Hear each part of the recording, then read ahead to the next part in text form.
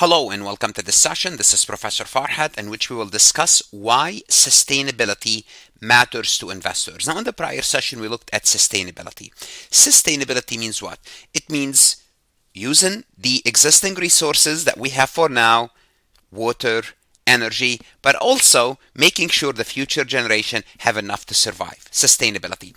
So investors, some investors at least, evaluate companies not only on financial statements, they also consider how a company manages their environmental impact, social responsibility, and governance, the ESG. And we discuss those topics in another session. Basically, they have to do with sustainability, because these factors will help investors identify potential risk.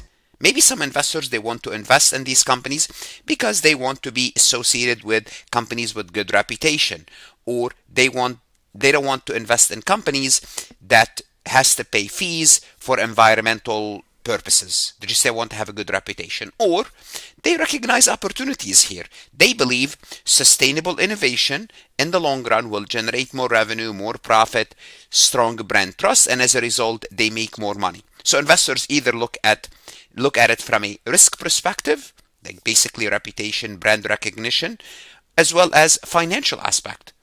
Some people like to buy from those green companies. As a result, as an investor, you make profit.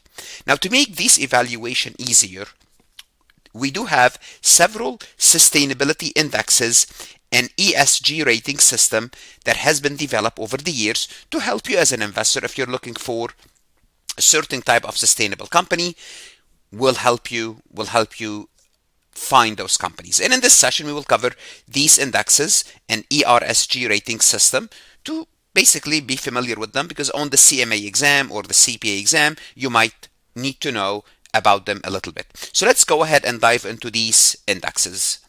Before we proceed any further, I have a public announcement about my company, FarhatLectures.com. Accounting doesn't have to feel confusing or overwhelming. Most students, CPA and CMA candidates, struggle not because accounting is too hard, but because it's taught fast, skip steps, and assume certain knowledge you should already know. Everything starts to feel disconnected. At Farhat Lectures, we break accounting down into baby steps. We explain the why, the logic behind each concept, and how everything's connected so it finally makes sense. When the fundamentals click, accounting becomes clear and manageable. You stop memorizing rules and start truly understanding accounting. Ready for accounting to make sense? Start your free trial at farhatlectures.com. The first index we would look at is the Dow Jones Sustainability Index, DJSI. DJSI identify companies that perform well in sustainability compared to their peer. The key feature is the top 10% of the largest companies. It covers those, it's a lot. Top 10% of the largest 2,500 companies. A lot of companies are involved, and selection is based on something we call corporate sustainability assessment score.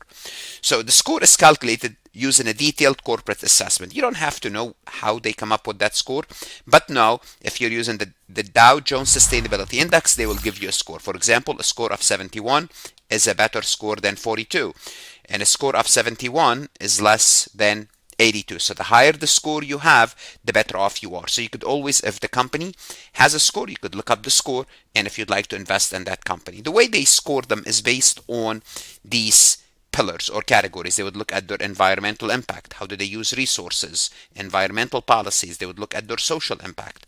Employee relation, diversity, community impact. They would look at their governance, financial performance, risk management, corporate governance, so on and so forth. So different industries place different importance on these categories.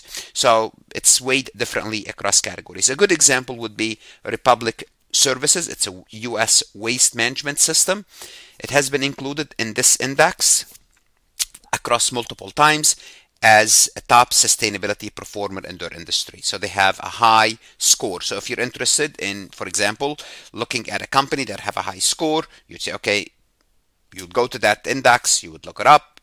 If you like their index, if it's high in the index, you might invest. That's the idea.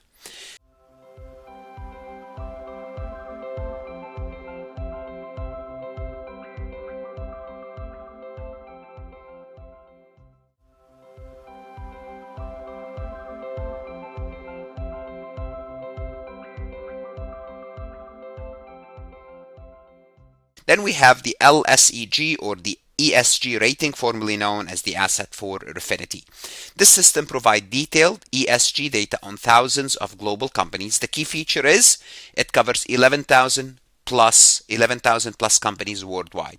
So it covers a lot. No initial filtering, or companies can be scored. So we simply put, they're going to assign you a score.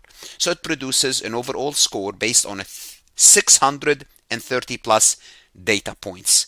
It includes some ESG controversial scores that can reduce ratings. So certain score, if there's a negative externality your company is involved in, then your score is reduced.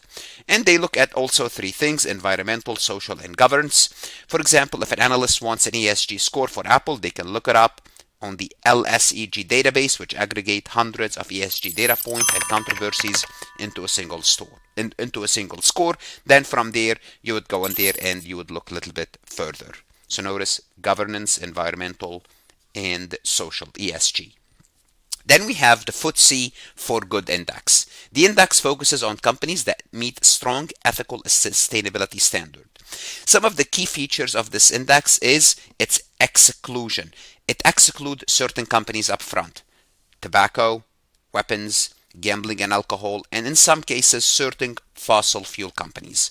So the purpose of this index is to help investors align their investment with their personal or ethical values, and encourage companies to improve sustainability practices. Because if you want money, you want to be listed, you want to have a high number, so and investors are interested in putting money with you.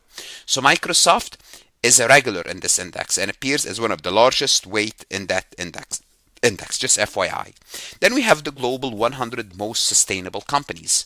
Okay, this ranking identified the top 100 sustainable companies, and the corporation that lists this, it's called Corporate Knights, just FYI. The entry requirement: you have to have a minimum market size threshold, $1 billion in revenue. So notice here you have a threshold, so it's not for everyone. There is an initial screening. If you don't meet the $1 billion, you are out. Exclude certain industries, tobacco and firearms. There's some exclusion here as well. Strong financial performance required. You have to have that. So, and again, they look at three things: sustainability investment, sustainable revenue momentum.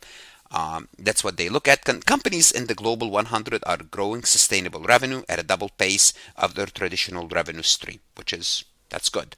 So summary of comparing the indexes: each index look at certain things. We have the Dow Jones, the top 10% of the 2,500 companies. They use a CSA score.